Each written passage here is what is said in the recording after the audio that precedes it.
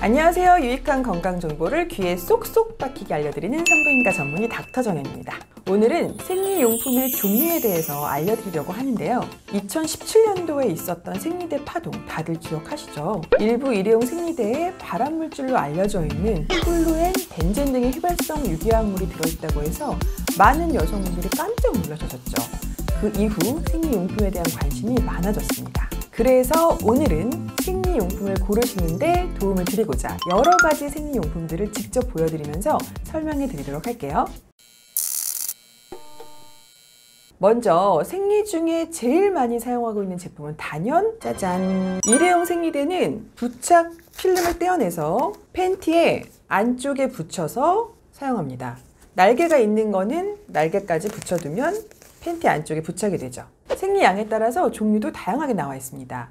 휴대가 간편하고 외부에서도 교체가 쉽고 어디서든 구하기 쉬운 장점이 있죠. 최근에는 전성분을 공개하고 화학성분을 최소화해서 만드는 일회용 생리대가 많지만 인공 향료나 화학성분이 많이 함유되어 있는 생리대의 경우에는 생리통을 유발하기도 하고 오래 착용했을 때 피부 질환과 냄새를 유발할 수가 있습니다.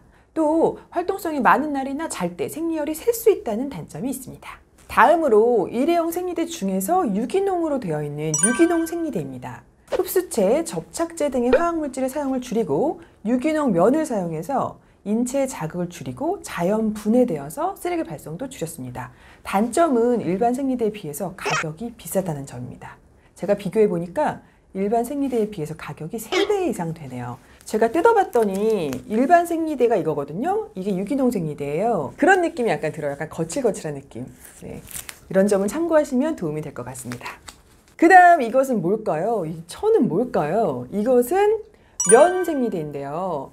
순면으로 만들었기 때문에 화학 성분이 없고 착용감이 좋습니다. 피부염의 발생 위험도 없겠죠. 일회용 쓰레기가 발생하지 않으니까 친환경적이기도 합니다.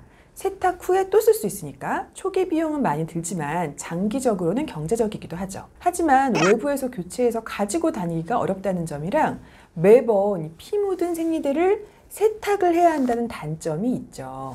착용법은 접착제가 없어서 똑딱이로 되어 있어요. 그래서 팬티에다가 이렇게 팬티 안쪽에 이렇게 똑딱이로 딱 붙여서 착용을 하게 됩니다. 네, 이런 면 생리대의 불편함을 개선한 제품이 바로 이 일회용 면 생리대입니다. 보시는 것처럼 일회용 생리대처럼 생겼는데 안쪽이 면으로 구성되어 있습니다. 날개 부분도 접착제가 아닌 똑딱이로 구성되어 있고요. 몸에는 확실히 좋을 것 같고 편리성이나 휴대성도 갖췄지만 어쩌면 쓰레기는 많이 생길 수도 있겠어요.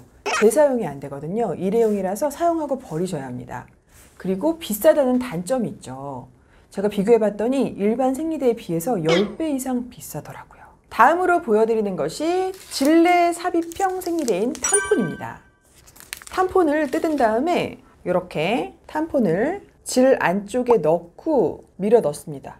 잘 보이시나요? 흡수체가 나오죠. 그런 다음에 어플리케이터만 쏙 빼서 질 안쪽에 이 흡수체를 놔두고 나오는 거예요. 밖으로는 끈이 나와 있어서 제거하실 때는 끈을 슝 빼시면 탐폰이 빠지게 되는 거죠. 삽입형이다 보니까 피가 밖으로 나오지 않아서 운동할 때나 잘 때 아주 편합니다. 활동성이 아주 좋죠. 하지만 간혹 이런 편의성 때문에 곤란한 경우가 있는데요. 탐폰을 뺐다고 생각했는데 안에 남아있는 경우도 있고 이미 뺀 줄 알고 한 개를 또 넣어버리는 경우도 있습니다.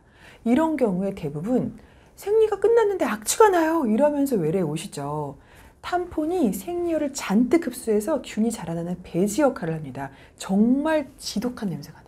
그리고 포도상 구균이 자라게 되면 독성 쇼크 증후군이 발생할 수 있어서 아주 위험합니다.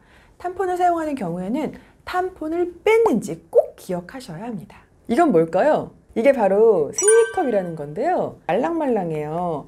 이렇게 접어가지고 이렇게 접어서 질 안쪽에 슝 넣어서 정착을 시키는 거예요. 넣은 다음에 뿅 펴야 되겠죠. 장점은 질에 부착이 되면 피가 새어나오지 않아서 활동성이 아주 좋습니다. 필라테스나 요가 하시는 분들이 아주 좋아하시더라고요. 소재가 인체용 실리콘이라서 인체에 무해한 성분입니다. 그리고 세척 후에 재사용을 하기 때문에 쓰레기가 안 생겨서 친환경적이고 경제적입니다. 그런데 사람마다 질의 길이나 직경이 다르죠. 그래서 처음에 자신에게 맞는 제품을 찾기까지 몇 번의 시행착오가 있을 수 있습니다. 그러니까 초기에 구입 비용이 많이 들 수 있는 것이죠. 팁으로 출산을 한 적이 없는 미혼 여성분들은 스몰을 구입하셔서 사용을 해보시고 맞지 않으면 그때 큰 걸로 바꿔보시는 것이 좋겠네요. 대부분은 스몰이 맞다고 하네요. 또 6시간에서 8시간마다는 교체를 해줘야 하는데 외부에서 오래 있는 경우에 밖에서 교체하는 것이 어려울 수가 있습니다. 그리고 생리컵을 착용하기 전에 질염이나 자궁경부염이 있는지 확인을 하셔야 해요. 염증이 있는 상태에서 생리컵을 장시간 착용하는 경우에 위쪽으로, 자궁 쪽으로 균이 올라가서 골반염을 일으킬 수 있기 때문이죠.